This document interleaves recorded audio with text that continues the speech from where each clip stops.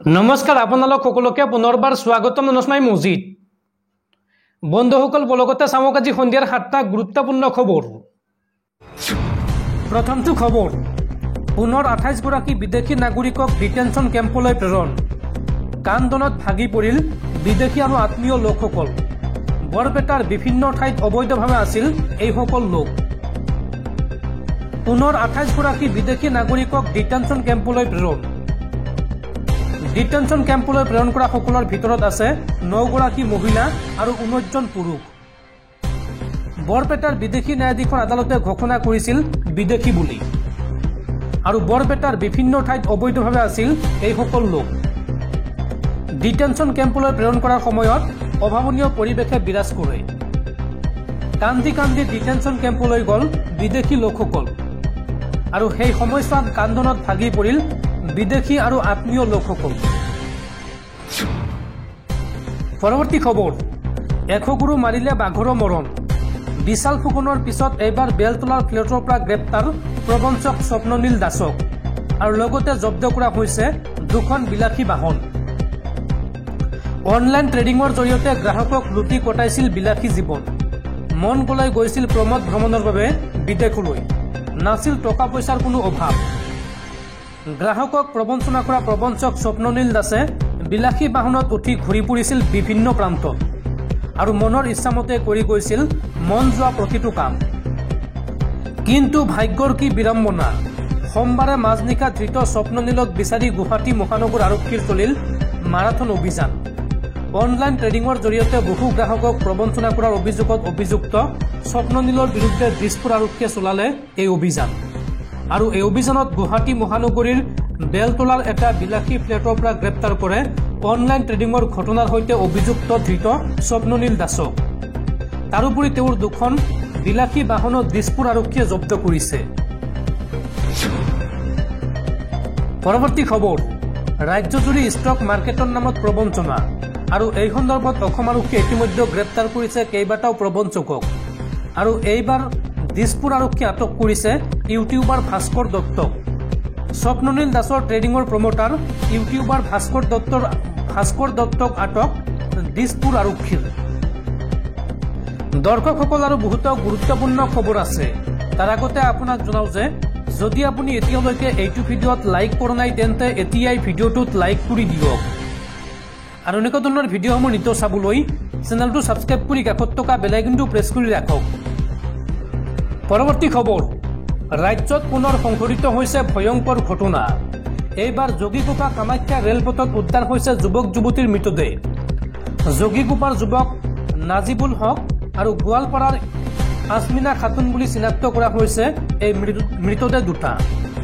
ৰেলপথৰ সমীপত দুচকীয়া বাহন উদ্ধাৰ হৈছে আৰু ৰেলৰ খুন্দাত মৃত্যু হোৱা দুয়োয়ে আত্মহত্যা কৰাৰ সন্দেহ স্থানীয় লোকৰ।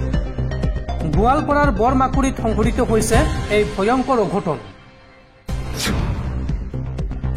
পৰৱৰ্তী খবৰ ৰাজ্যজুৰি মিয়া বিতৰ্ক অব্যাহত থকাৰ মাজতে এইবাৰ মিয়াৰ সপক্ষে পুনৰ পোষ্টাৰিং।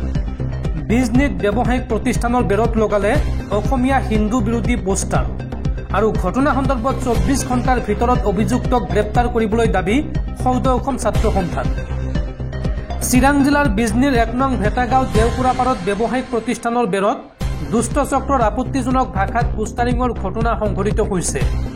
স্থানীয় লোকৰ সন্দেহ সোমবাৰে নিশাৰ ভাগত অঞ্চলটোৰ কেইবাখনো ব্যৱসায়িক প্ৰতিষ্ঠান বন্ধ কৰি ৰখা দৰ্জা আৰু বেৰত অসমীয়া হিন্দু বিৰোধী আপত্তিজনক হাতে লিখা পোষ্টাৰ আঁৰি দি থৈ যায়।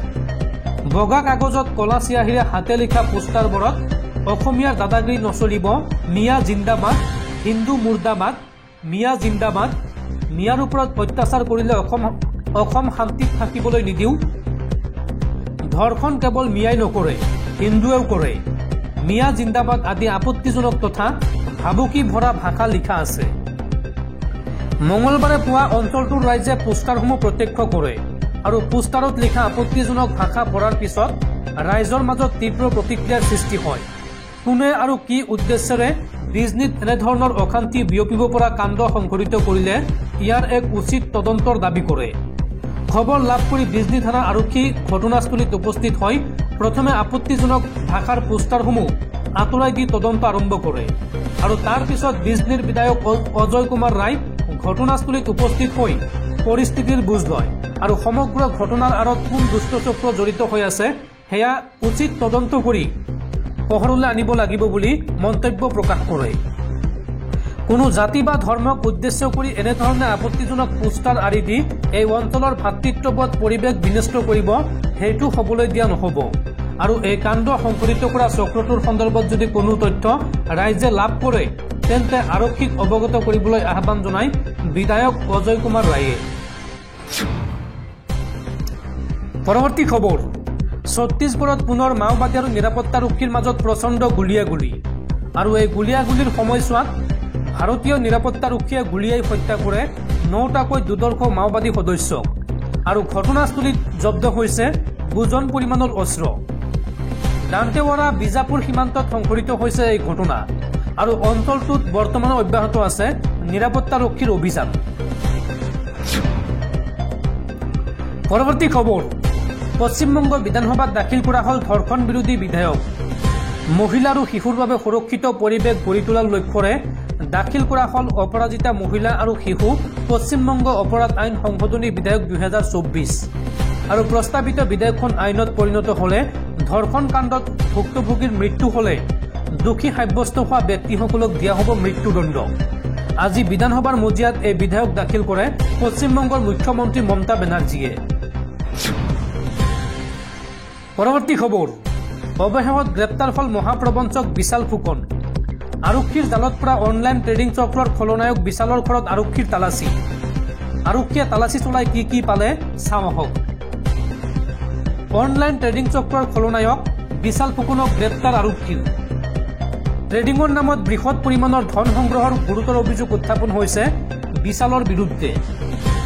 ধনীৰ দুলাল বিশালৰ লগতে আন এজন যুৱককো গ্ৰেপ্তাৰ আৰক্ষীৰ আৰু বিভিন্ন লোকৰ পৰা নটাৰী যোগে সংগ্ৰহ কৰিছিল ধন। মাহত দুগুণ লাভ দিয়াৰ প্ৰলোভন দি চলাইছিল লুণ্ঠন। নিশা বিশাল ফুকনৰ নামৰূপৰ বাসগৃহত আৰক্ষীৰ তালাচী আৰু ট্ৰেডিঙৰ নামত বহু বিনিয়োগকাৰীক প্ৰবঞ্চনাৰ অভিযোগ এইগৰাকী বিশাল ফুকনৰ বিৰুদ্ধে আৰু লগতে পাৰ্চেলিয়া ফাৰ্মাচিউটিকেল নামৰ কোম্পানী খুলিছিল বিশালে আৰু ধৃত বিশালৰ ঘৰৰ পৰা লেপটপ কম্পিউটাৰকে ধৰি জব্দ কৰা হৈছে আন বহু সামগ্ৰী আৰু কৰিঅগ্ৰাফাৰ সুমি বৰাৰ বাণীপুৰৰ বাসগৃহত আৰক্ষীয়ে চলাইছে তালাচী। যিকোনো মুহূৰ্ততে গ্ৰেপ্তাৰ হ'ব পাৰে অভিনেত্ৰী সুমি বৰা। নিশাৰ পৰা সুমিৰ বন্ধ হৈ আছে মোবাইল ফোন আৰু বিশাল ফুকনৰ লগতে নাম সাঙুৰ খাইছিল এইগৰাকী অভিনেত্ৰী সুমি বৰাৰ।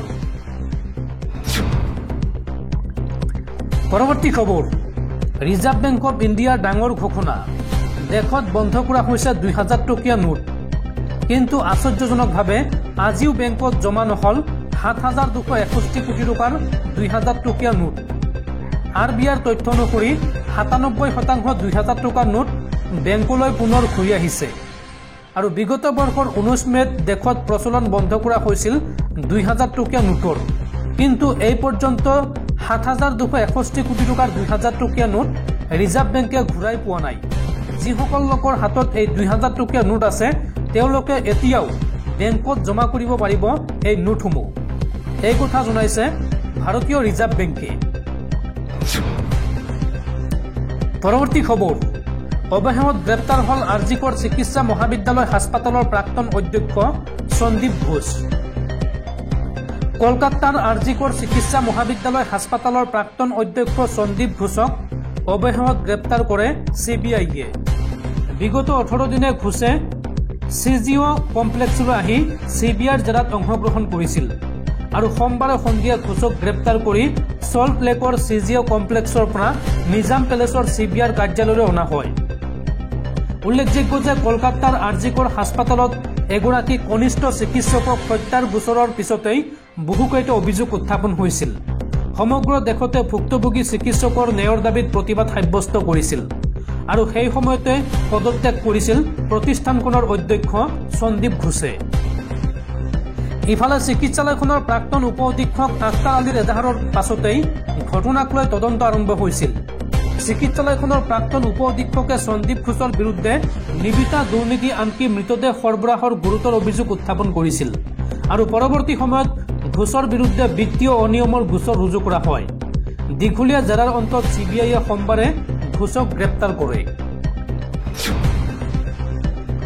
পৰৱৰ্তী খবৰ, অনলাইন ট্ৰেডিং আৰু ভুৱা বিত্তীয় প্ৰতিষ্ঠানৰ বিৰুদ্ধে কঠোৰ অসম আৰক্ষী। RBIৰ গাইডলাইন নমুনা ভুৱা প্ৰতিষ্ঠানৰ বিৰুদ্ধে ৰাজ্যজুৰি চলিছে অসম আৰক্ষীৰ অভিযান।